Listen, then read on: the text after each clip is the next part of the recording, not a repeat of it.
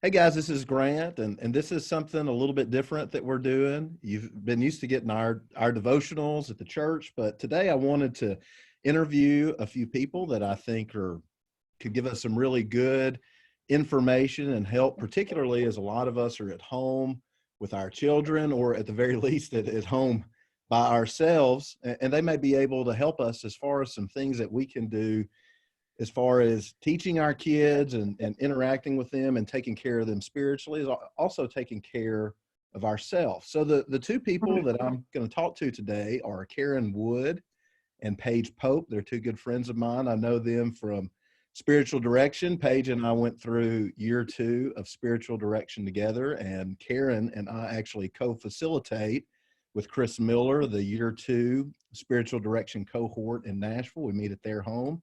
I've spent many a night at their house and ate many a meal at their table.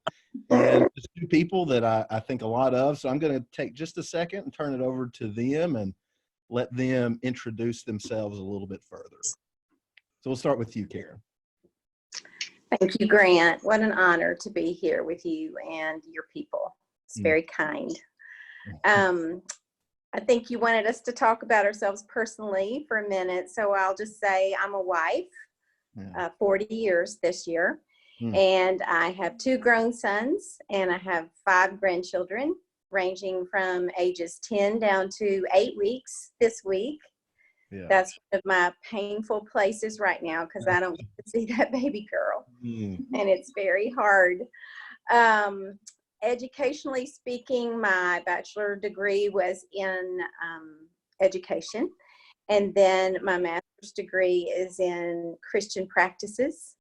But for most of my life, I think my career has been around teaching. And I have been a preschool teacher and administrator.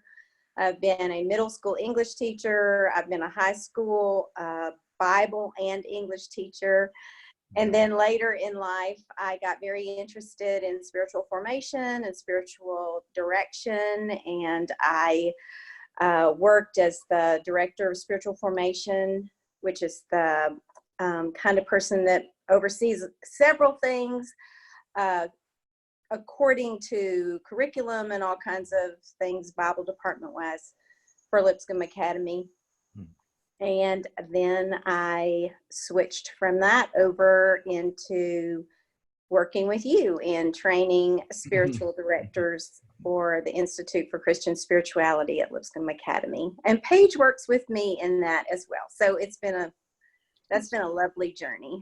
Yeah, lucky you getting to work with me, right? Yeah. Absolutely. Yeah. Awesome. Paige, what about you? Could you give us a little more background? Sure. Yeah. Thank you, Grant. So I'm Paige. Been married for 17 years. I have a 10-year-old and a 12-year-old. So kind of in the middle of that. My bachelor's degree was from Freed Hardeman. I got a degree in middle school education. Actually, at the time, it was 1 through 8, so I could teach everything, but always stayed in middle school. Did that for a little bit, was a principal for a little bit. Did a stint at a university where I worked with training teachers and principals, and that was really fun. So that's probably my favorite job. Last couple of years, I've gotten into, had an experience with God, and so I ended up going in and doing the program at Lipscomb for spiritual direction. And so I've been a spiritual director for going on 3 years now. Just recently relocated to Nashville. We were in Houston before, but I grew up in Murray, Kentucky, so not too far from here. Love doing spiritual direction. I love spiritual practices. I'm currently teaching 8th grade girls Bible at Lipscomb Academy, and working on my master's, or my leveling class is actually in theology, so that I can work on my doctorate of ministry there as well. Yeah. Awesome. Well, thank you, Paige. And also, real quick, and this may come up later as well, you took a year off and homeschooled your kids too, correct? I did. Yeah. Well, that leads me right into the first question. By the way, we're just gonna for these interviews just do 3 good questions. Is that may even be what I title it down the road. But the first question is, this time is a little bit different. We see a lot of parents that are educating their kids at home for the first time. They're not trained educators, and you see A lot of the frustrations come out on Facebook. Some really funny memes have come out on it about kids getting expelled and parents getting fired for being drunk, which are all jokes, we know. But at the Right. at the same time, we see people without experience in education that for the first time are responsible for the really important task of making sure that their children learn well. So the first question that I have is, what might be some tips from a couple of seasoned educators on how parents can, what's the way to say this, how parents can do a good job educating their kids at home? And we'll let whichever one of you wants to take that first, take the bait. Well, I want to first say that this situation where everybody's having to be home because of a pandemic is not your usual homeschool experience. And so I hear a lot of people saying that crisis schooling is not homeschooling. And I would completely affirm that this is not something, and this is an entirely different realm than anything we've done before. And so what I've said to parents and what I would contribute to that is that really give yourself and your kids a lot of space. You know, the goals of getting through this are more about stability and emotional security and nurturing them through this process, much more than getting any worksheets done or pushing them to continue academically at the pace that they have before. And I know that's a real pressure that there's a lot of fear around education of, oh, my child's going to get behind. They are missing out on all of this education. But as an educator, and this may get me kicked out of some circles here, but I've seen kids who've missed a whole year of school, doing different traveling things with their parents. And as long as they're reading, as long as they're engaging, they're having good conversations, those types of things, they turn out fine. And so missing pieces of education, especially if they're reading books, if they're being read to, if they're younger, if they're having conversations with their parents, if they're being nurtured through this, is much more important than the actual academic work. Because in a crisis, a lot of things, if they're learning under stress, they're not going to remember that anyway. And so just really give yourself some space, really give your kids some space, and just really focus on nurturing them through this much more than making sure that they get all of their schoolwork done in this homeschool environment. So basically you're saying that parents can take a step back, take a deep breath, let that breath out, and realize they're not ruining their child academically in this crisis period that we're in. No, and especially letting them play and playing with them, because a lot of times kids, especially smaller children, will process things through emotions and experiences through play. And so that helps you connect with them, and it helps them kind of process that on a deeper level. And a lot of that angst, if they don't work that out, that will continue forward. And so you want to make sure that you're really staying with them in that. That's probably the most important thing parents can do, I think, through this process, is just helping their kids process, helping them feel safe, nurturing them emotionally through all this stuff. Now, go ahead, Karen. Awesome. Well, I couldn't agree with you more. I just think graciousness to yourself, extreme kindness, and then also to your children in this moment. I mean, I know I am experiencing such lack of energy and lack of focus and distraction, and I think everybody is in the same boat. And so we can only do what we can do. But I've also been thinking about the gifts of this time for children with parents, the way this has just changed lives. You're forced to stay home. You're forced to go outdoors. Praise God, it stopped raining around here, so people could actually walk out of their house and just run and play and get fresh air. And I think those deep seeds Paige was talking about, of parents being with kids, like, I think this is going to cement your relationship in ways it would never have been with your children if you had not had this experience. I see that happening with my children and my grandchildren. they are figuring this out. They're figuring out that they like each other. Not all the time, Yeah. not all the time, but it's been sweet to watch. And I would just say, and I think this is just a way to live, but I would kind of make the world I'm in my classroom. And, you know, just be creative unless that feels like a burden, and then don't. But I was just thinking this morning about, you know, go outside and blow bubbles. And if you blow bubbles while you're running and skipping and dancing and walking and seeing the difference in it, there's your PE lesson. You know, if you count your bubbles and you see how they turn into different shapes the further away from you they get, there's your math lesson. Yeah. You know, if you watch how they're different when they land on the grass than from when they land on the pavement, and you notice the colors and you see the prism effect that goes on there, there's your science lesson. You know, it doesn't have to be this worksheet thing. And then you can bring that on into the house when it's time for more quiet time, and then you can be about the arts. You can let the kid who's given to writing write a poem. Haikus are so much fun. If you've never written a haiku, Google that, and everybody write one. They're hysterical. That's just fun. Yeah. You know, the poem about the bubble experience, the short story, let someone pretend to be a bubble. You know, you can do anything. Paint a picture. That brings all of that part out. And then at night, talk as a family about the way playing with bubbles made you feel. And then let everybody say, where was God in that feeling today? And then there's your Bible class. So, I mean, I just think there are small ways. I mean, you could do it with pulling weeds. Who doesn't need to be pulling weeds right now? But there are small ways that you can already take what you're doing and turn it into all kinds of wonderful things. But I think the main things, the important things, are what Paige said earlier, which is just them being with you. I think that's gold. That's money in the bank. Time well spent. Wow.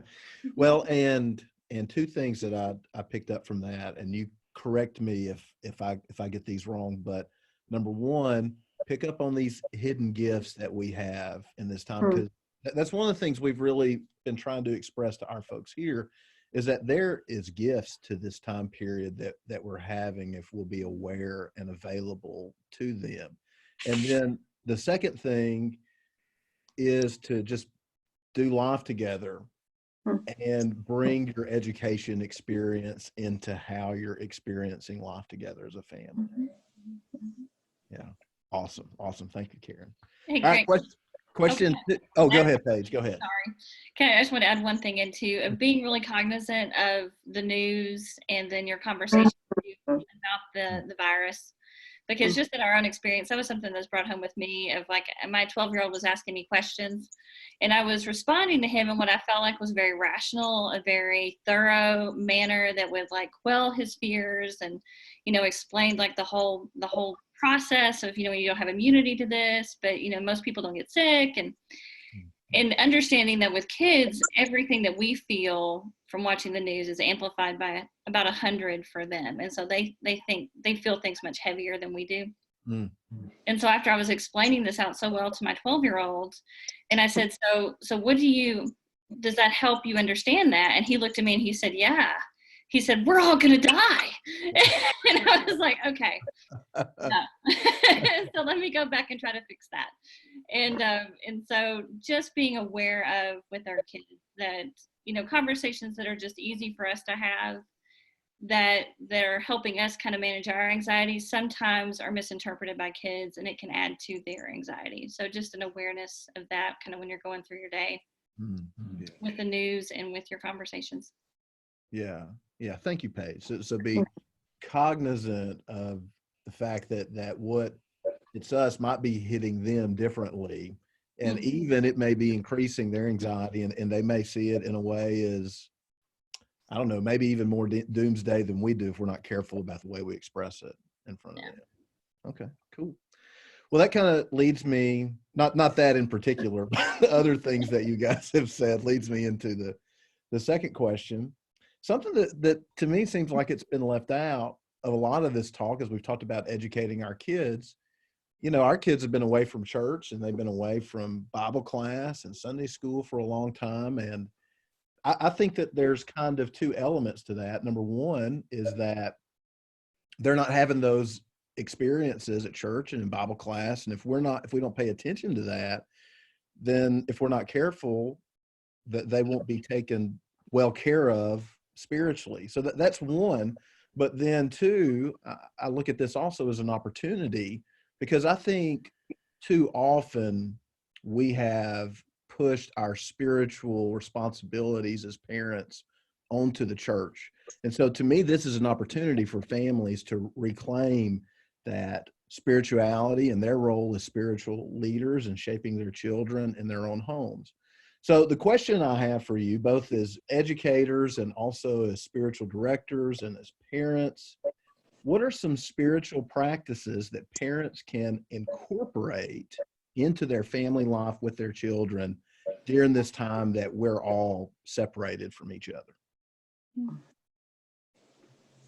How about you start this time, Karen, since Paige went first last time? I love this question, and I've thought about it a lot for a while now.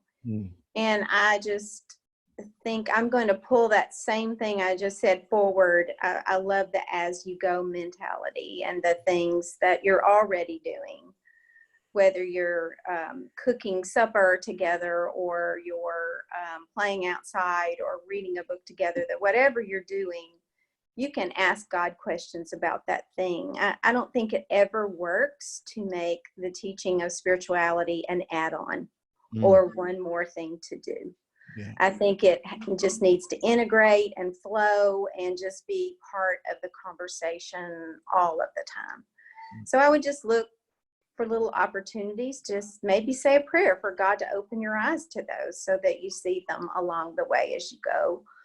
But I've been thinking a lot too through this time that one of my main feelings I'm having is anxiety. And there are two things that I know that combat anxiety better than anything else that are spiritual practices.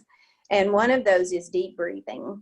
And I think we all need to be deep breathing. And I think children can be taught to breathe deeply, using your diaphragm every time. Exhaling for a few more seconds than you inhale tells your body that you're safe. I think that's super important. And then the other thing is, and it sounds counterintuitive in this moment, but it's the practice of gratitude. And so just maybe also every night right before you go to sleep, what's the one thing that you felt grateful for today? And if people can name more things, that's fine. If people have a day where they have a zip, that's fine too, because everybody needs to get to be where they are and nobody needs to be pushed into another feeling. But I would just help them come up with one thing that felt good during the day, and then just remind them, hey, that was God in your day. That was God just saying, I'm here, I see you, I remember you, I'm happy you enjoyed that today. And I just think it can be as simple as that. Yeah, wow, that's great. Thank you, Karen. Oh, those are I would add a little bit to those. I thought those were awesome. And I love the asking at the end of the day, what are you most grateful for today? And another question, kind of along those same lines is, where did I feel most loved today? Or where did I love someone well today? And kind of drawing their attention to those, of seeing God in those moments. And just some practical things of if you do want to incorporate a Bible story or something like that, letting the kids act it out or write their own script, of somehow making it, because my kids have a ton of fun doing those kinds of things. Incorporating artwork is really helpful. Sometimes, especially, it helps with anxiety, it helps with expression, just letting them create something or make something or express how they're feeling about this, or what is something that you want to thank God for? Another thing I thought of was acts of service, especially right now, of letting them make cards for people, especially like grandparents and things like that, teaching them, this is how we love people well. And they really enjoy usually doing things like that, of that connection piece with those. So just. Yeah.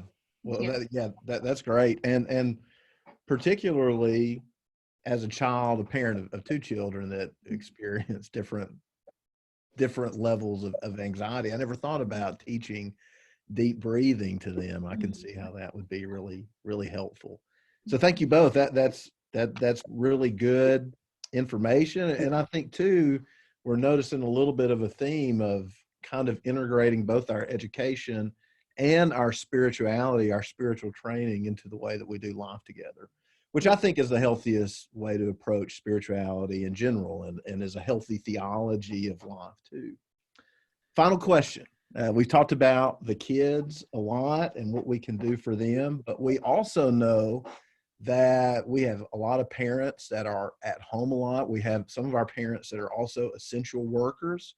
So they're kind of in the front line of this pandemic, and they're coming home feeling anxiety, as both of you pointed out, and also probably feeling stress and grief and maybe even depression, all the different things that an extended period of isolation and change in our routine can bring. So my final question is, what are some practices that parents can incorporate to take care of themselves spiritually?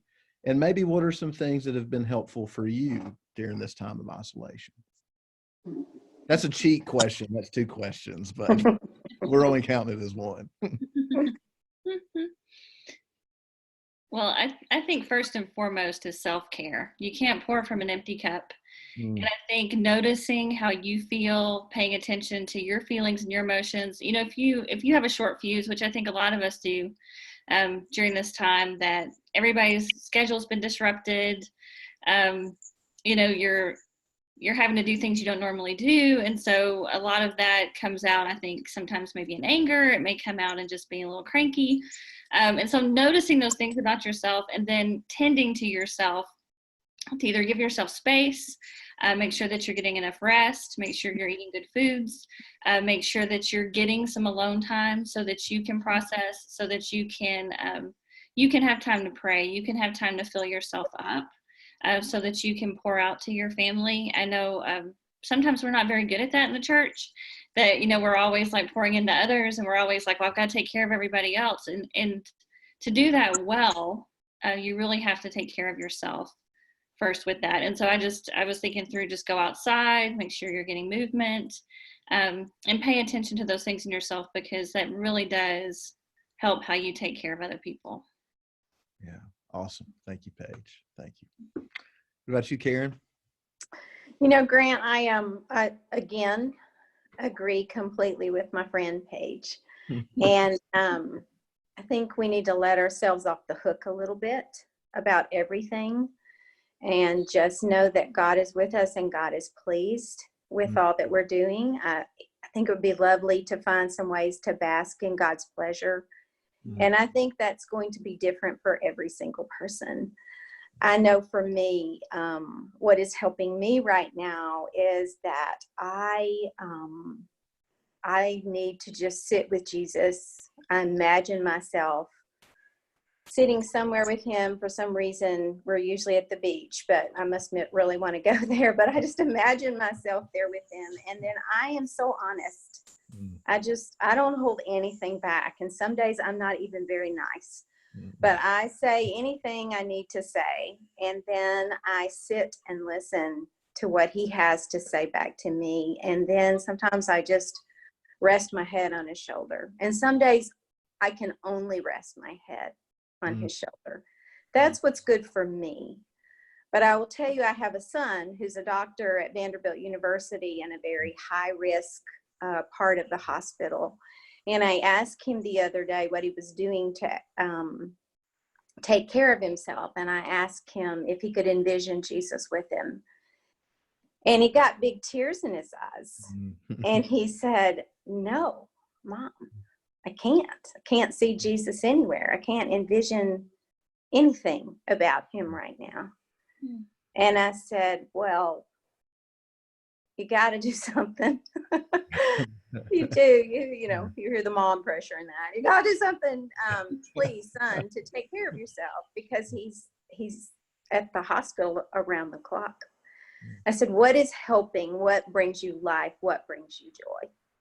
And he said, "When I dig in the dirt with Paxton," that's his 3-year-old son, who's for some reason is really loving the digging in the dirt right now. Yeah. He said, "I feel relief and I feel joy coming back into me." And I said, "Then that is your prayer. That is how you pray right now. And if that's what you've got, God is delighted in you and with you and for you in it." And so I just think that answer is very broad and as different as all of us and all of our situations. And it's going to look like a lot of different ways. And I also think we're going to come out of this time understanding spirituality differently. I think we've kept it in a box. I think it's looked like Bible study. I think it's looked like prayer time. I think it's looked like going to church. And I think right now we're finding out, even underneath those things, what might it look like for me to just say yes to God today? And maybe it's just digging in the dirt with your kid. Yeah. For a little while. That's wonderful. That's so And I think maybe for some of us that are used to those traditional ways of praying and being with God, that might be more structured around a formal worship service or a Bible class, and we're not used to thinking this way, maybe a good thing for you to do if you find yourself in that camp is just to step back and ask God and trust what comes up. Notice, ask God what it is that brings you joy. Remember the times that you felt close to God in your life and in your past, and kind of let those float back to the top, and trust God and that your desire to be close to God in and of itself is pleasing to God. Good. Well, kind of the walk away question that I have for you guys, this doesn't count as a question either, but I just want to ask you if there is anything that through this conversation that you thought of and that you noticed that you would like to share before we close out. And I know that Karen has something that she is already very true to herself and personality already shot to me in advance. So I'll start with Paige. Is there anything, Paige, that you kind of a farewell thought that you want to leave us with? No, just affirming. I love what Karen said about just noticing what brings you joy and then delighting in God when you do that, and giving yourself that grace in that space, and giving each other that grace in that space. That I think a lot about the pressure that's been put on people through social media and different things to accomplish and do all these things during this time, and letting that go, of getting through this. And I loved how Karen said that, of like just whatever you need, and giving yourself permission and space to not do that, and just experience God in that as you have this gift of time, even in the midst of all that's going on, and not cave to that pressure of feeling like you have to clean every closet and do all the things. Be very gentle and very loving with yourself. Yeah, awesome. Karen, do you have any thoughts before you read your story to close us out with? I just think your people would like to know that I keep you on your toes. They all know I'm not hard to keep on my toes, so I doubt you'd be surprised. I'm always sending him things he would just as soon do without, but anyway, this is just another one of those. It may not fit, so anyway. Yeah. Well, thank you for sharing that, Karen. I'm glad that's what you, I knew you thought of. Someone sent this to me today, and so I thought I would just share it. And it may hit you because you all may be listening to this after Easter, so it may not help. I don't know if it's for the kids. It may be more for the parents who need to hear it and look at things again through the eyes of a child, through that childlike faith, and just remember what it feels like to hear children's stories and let the truth of those wash over you. But this is the story of how the virus stole Easter. And it's going to sound a lot like the Grinch who stole Christmas. So we have a nod to Dr. Seuss. I did not write it, and I don't know how to say the name of the lady who did write it, but I can provide that if needed. But I'll read it. I'll put that in the show notes. Yes, show notes. Okay. It was late in 19 when the virus began, bringing chaos and fear to all people, each land. People were sick, hospitals full, doctors overwhelmed, no one in school. As winter gave way to the promise of spring, the virus raged on, touching peasant and king. People hid in their homes from the enemy unseen. They YouTubed and Zoomed, social distanced and cleaned. April approached and churches were closed. There won't be an Easter, the world supposed. There won't be church services and egg hunts are out. No reason for new dresses when we can't go about. Holy Week started as bleak as the rest. The world was focused on masks and tests. Easter can't happen this year, it proclaimed. Online and at home, it won't be the same. Maundy, Thursday, Good Friday, the days came and went. The virus pressed on. It would not relent. But the world woke Sunday, and nothing had changed. The virus still menaced the people estranged. Pooh-pooh to the saints, the world was grumbling. They're finding out now, no Easter is coming. They're just waking up. We know just what they'll do. Their mouths will hang open a minute or two, and all the saints will cry, boo-hoo. That noise, said the world, will be something to hear. So it paused, and the world put a hand to its ear. And it did hear a sound coming through all the skies. It started down low, then it started to rise.